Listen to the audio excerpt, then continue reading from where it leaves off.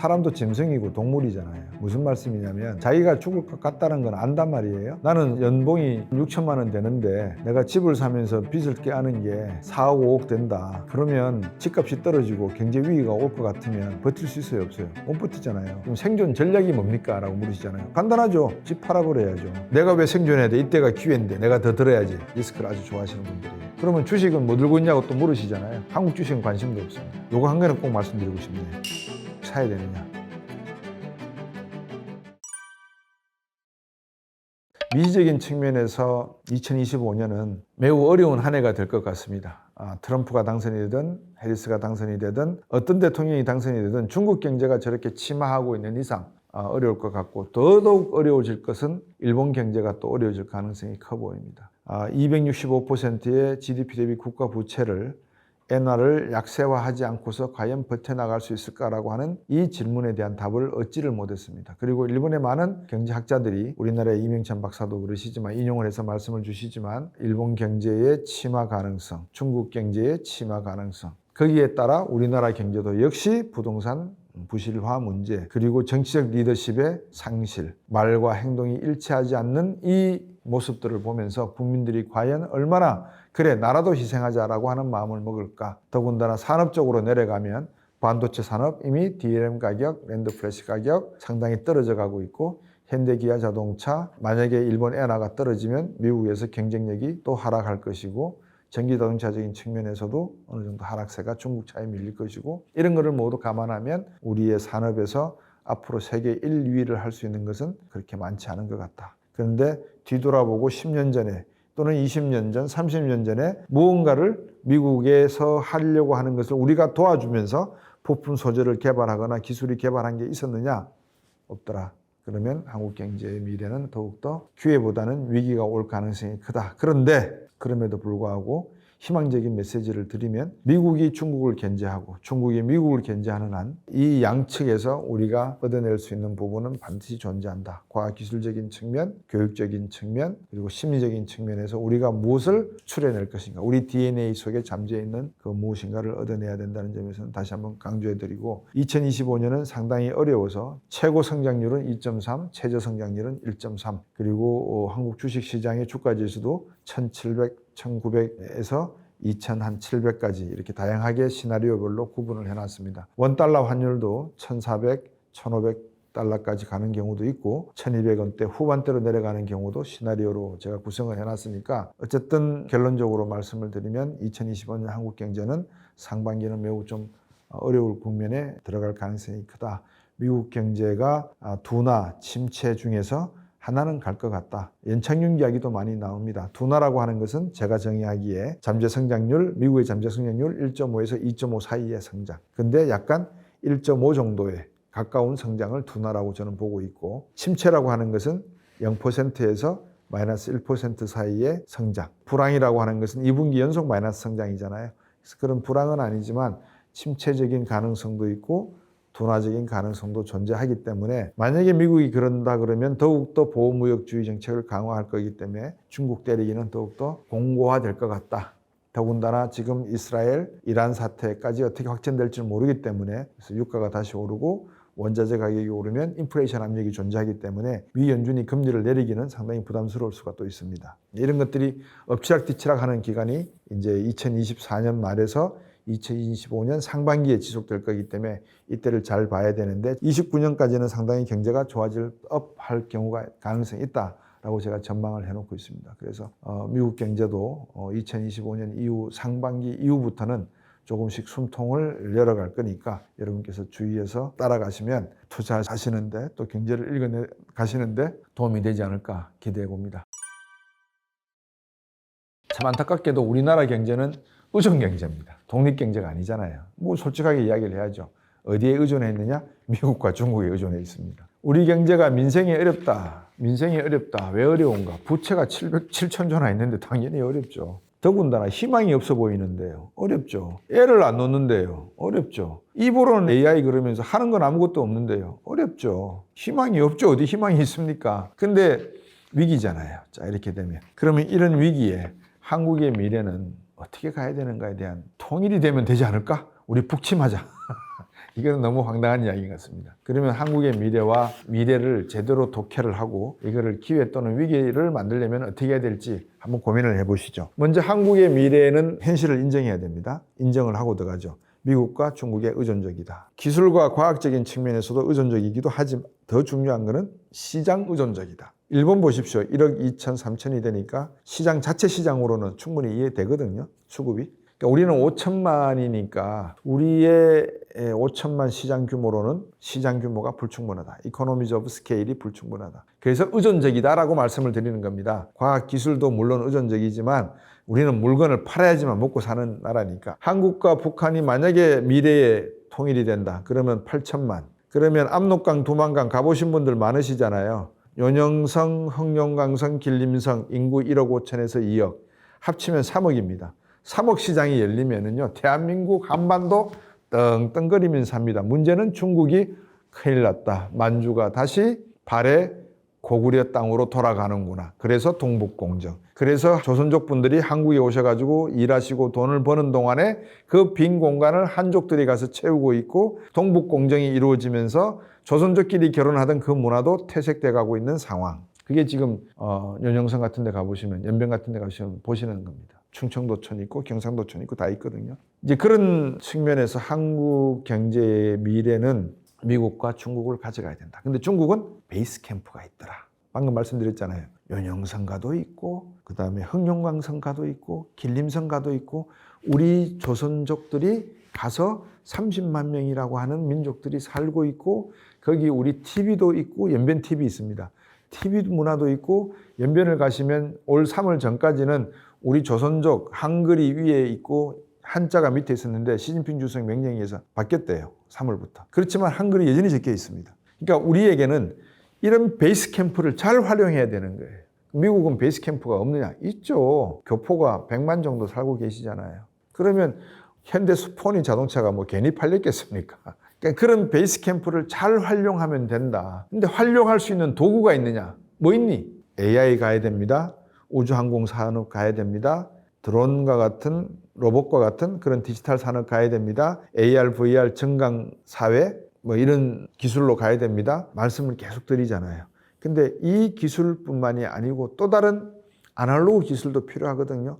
그 아날로그 기술이 뭐냐면 심리고 의지입니다. 방금 말씀드린 디지털 기계와 차갑고, 그죠? 이성적이고 냉정한 자본을 쫓는 이런 기술적인 측면 하나와 우리 민족, 우리의 가치, 우리가 앞으로 세계 인류를 해야 될 홍익인간의 정신, 이런 가치와 철학을 담는 내용이 하나가 또 존재를 해야 된다는 겁니다. 이 두 가지가 같이 병행할 때 대한민국의 미래는 존재하는 거예요. 이거를 가지고 설명을 미래 세대에게 해드리면 됩니다. 자, 지금 우리가 통일을 못하지만 보세요. 미래에 앞으로 통일이 되면 이렇게 8천만이 생깁니다. 그리고 동북 삼성의 인구가 1억 5천에서 2억입니다. 합치면 3억의 시장이 만들어집니다.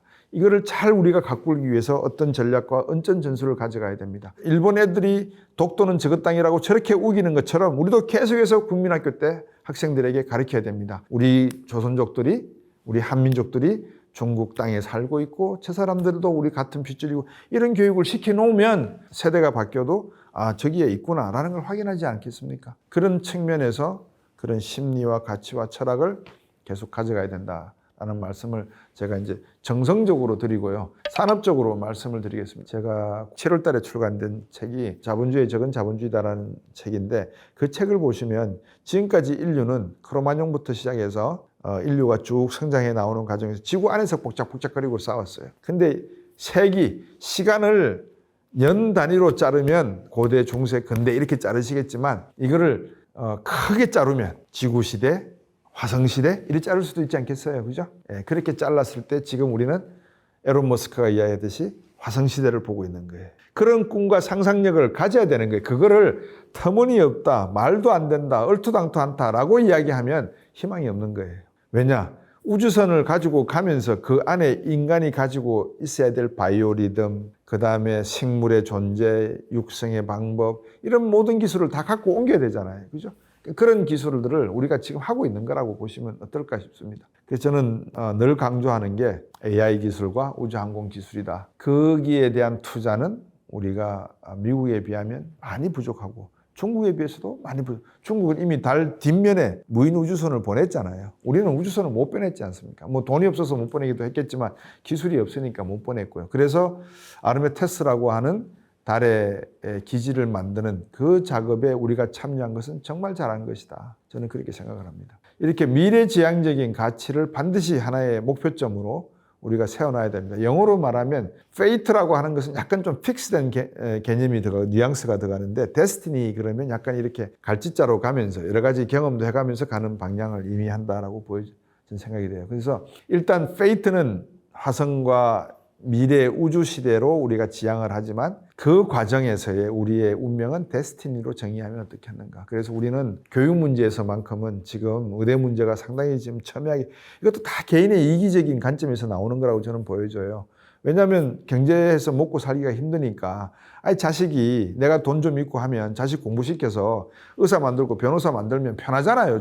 쟤들 편하게 먹고 살잖아요. 내가 물려준 재산 가지고. 근데 그게 다가 아니잖아요. 살다 보면 부자 3대 못 간다고 의사가 된다고 다 의사가 돈 버나요? 시장이 5천만 밖에 안 되는데 인구 점점 줄어드는데 그러니까 그런 시대가 또 바뀌고 하는 겁니다. 근데 이거를 눈을 크게 뜨고 세계로 보면 옛날 박근혜 대통령이 두바이 다녀오셔갖고 두바이 가니까 일자리 많더라. 두바이 가라 그랬다가 욕 엄청 먹으셨잖아요. 근데 젊은이들에게 드리고 싶은 말씀은 그거예요. 우리의 경제 영토를 늘리십시오. 그러기 위해서는 지금의 기성세대들도 해외여행을 많이 하시면서 그런 기회를 많이 이렇게 보시면 좋겠어요. 그리고 우리가 하는 교육 과정에서 그런 창의성과 상상력과 이런 것들을 많이 담아서 아이들에게 가르쳤으면 어떨까 하는 생각입니다. 강남에 있는 아이들이 벌써 뭐 초등학교 3학년 때부터 코딩을 배운다 이런 이야기를 제가 많이 듣거든요. 초등학교 6학년 되면 뭐 미적분을 맡다가 어느 정도 이해하고 중학교에 간다 이런 이야기도 제가 많이 들어요. 그런 기초 수학, 기초 과학을 공부한 만큼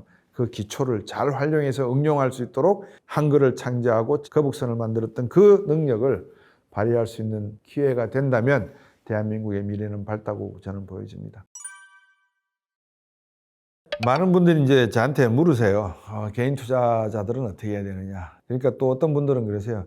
당신은 맨날 그렇게 부정적인 시각으로 소가 뒷걸음치다 보면은 뭐 쥐잡는 격으로 한번 맞출 때가 있지 뭐 경제가 그렇게 그런 말씀들을 하시더라고요. 근데 그렇게 말씀하시는 분들은 제 강연도 들어보지도 못하고 이런 방송을 할 때마다 그때그때 들으시는 분들이라서 조금은 죄송스럽기도 하고 안타까운 면도 있는데 그렇잖아요. 사람도 짐승이고 동물이잖아요. 무슨 말씀이냐면 자기가 죽을 때나 죽을 것 같다는 건 안단 말이에요. 느낌이 오잖아요. 집에 부채가 빚이 나는 소득이 연봉이 뭐 한 6천만 원 되는데 내가 집을 사면서 빚을 껴안은 게 4억 5억 된다. 그러면 집값이 떨어지고 경제 위기가 올 것 같으면 버틸 수 있어요 없어요? 못 버티잖아요. 그런 불안감을 느낀다는 거예요. 그럼 생존 전략이 뭡니까? 라고 물으시잖아요. 간단하죠. 집 팔아버려야죠. 집 안 팔고 집은 지키고 있으면서 내가 생존하겠다. 생존하실 수 있을란가요? 그다음에 두 번째, 제가 늘 그 말씀드렸잖아요. 현금, 금은, 주식, 채권 이런 식으로 말씀을 드렸거든요. 그래서 현금 많이 보유하라고 말씀을 드렸는데 그런 분들도 계세요. 제 말을 듣고 보니까 뭐 투자를 했고 또 뭐 집을 팔아서 다행스럽게 이득을 본 것도 있다는 말씀도 주시는 분들이 계시는데 제가 이거는 각자의 선호에 따라 다르더라고요. 리스크를 좋아하는 분들, 리스크를 싫어하는 분들, 리스크 중립인 분들마다 달라요. 생존 전략, 내가 왜 생존해야 돼? 이때가 기회인데 내가 더 들어야지. 리스크를 아주 좋아하시는 분들이에요. 맞아. 지금 상당히 위험하지. 그러니까 빨리 집 세 채 가지고 있는 것 중에서 한 개 팔고 현금을 가지고 있는 게 내가 나을 것 같아. 리스크를 싫어하는 분들이에요. 리스크 중립인 분들은요, 저 같은 사람이에요. 집 살 생각도 별로 없어요. 저는 집이라는 개념을 그냥 뭐 바람 맞고 비 막으면 되지 거기서 내가 재산을 추구하겠다 그런 생각 안 해요. 그러니까 그거를 돈을 벌고 싶은 욕심이 없다 의지가 없다라고 해석하시면 안 되는 겁니다. 저는 집이라는 개념보다도 차라리 내가 그 돈이 있으면 집에 사서 거기에 묶어둘 돈이 있으면 나는 다른 걸 하겠다는 것이죠. 그럼 당신은 뭐 할래? 제가 말씀드렸잖아요. 현금 안 들면 금, 은 들고 있고 은 안 들고 있으면 주식 들고 있고 주식 아니면 채권 들고 있다고 제가 말씀드렸잖아요. 그러면 주식은 뭐 들고 있냐고 또 물으시잖아요. 한국 주식은 거의 안 들고 있습니다.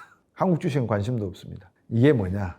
개인의 선호도에 따라서 생존 방식이 틀린 겁니다. 그래서 여러분 모두에게 맞는 생존 전략이라고 말씀드릴 수 있는 것은 방금 말씀드린 대로 위기는 온다. 그러면 이 위기가 극복 못할 정도냐, 극복할 수 있는 수준이냐는 개인이 갖고 있는 부채 규모에 따른다. 아니 나라야 망하든 말든 내가 부채 다 갖고 나는 빚 없다 그러면 제가 걱정할 게 뭐 있어요? 아무것도 없죠. 단지 안타깝죠. 왜? 여윳돈이 없으니까는 저 싼 물건을 못 사니까 안타깝죠. 근데 원래 저는 저 관심이 없었는데요. 아파트나 이런데 아니 아파트에 층간소음, 천지조 그거 뭐 아유 저는 아파트에 관심이 없어요. 제가 97년도 대학교 교수할 때 천안에 내려가면서 사놓은 아파트 그거 30년 다 돼가지고 그거 그대로 있어요. 저는 서울에 집 살 생각이 없습니다. 그 정도입니다. 이번 책에서 여러분께서 힌트를 얻으셔서 주식 투자를 하시는 분 같으면 한국 주식이냐, 미국 주식이냐, 중국 주식이냐, 베트남 주식이냐 판단하시면 될 것 같고요. 뭐 차트 분석, 저는 차트 분석은 해드릴 수는 있습니다만 그런 디테일한 것은 저는 별로 선호를 하지 않으니까 그래 이해해 주시면 좋겠습니다. 그래서 생존 전략, 각자 도생의 시대이기 때문에 각자 맞는 스타일대로 생존하셔야 된다라고 말씀드리면 또 섭섭해 하실 것 같습니다만 그게 각 개인의 선호도에 따라서 틀리기 때문에 요거 한 가지는 꼭 말씀드리고 싶네요. 중국 주식 사야 되느냐? 늦었습니다. 사지 마십시오. 제가 말씀드렸지 않습니까? 그죠? 뭐 사지 마라 사라 할 건 없지만 저 같으면 중국 주식 사지 않겠습니다. 예, 그냥 올라가는 거 열심히 박수 치면서 계속 올라가기를 바란다라고 응원은 해주고 싶습니다. 그런데 그림자 금융 문제 해결하지 않고서는 중국 정부가 돈을 푼다고 해서는 문제 해결이 안 됩니다. 왜? 주식시장은 자본주의에서 통용되는 시장이지 사회주의 시장에서 통용되는 시장이 아닙니다. 중국 정치체제가 일당 공산 독자 체제인데 중국 경제가 마윈이 한마디 잘못했다가는 3년 동안 해외 도피해야 되는 사회인데 그게 주식시장이 제대로 갈까요? 그냥 버블이 만들어지고 있다. 저는 그렇게 보고 있으니까 여러분께서 각자의 생존 전략을 각자의 성향에 따라서 세우시는 게 어떨까 합니다.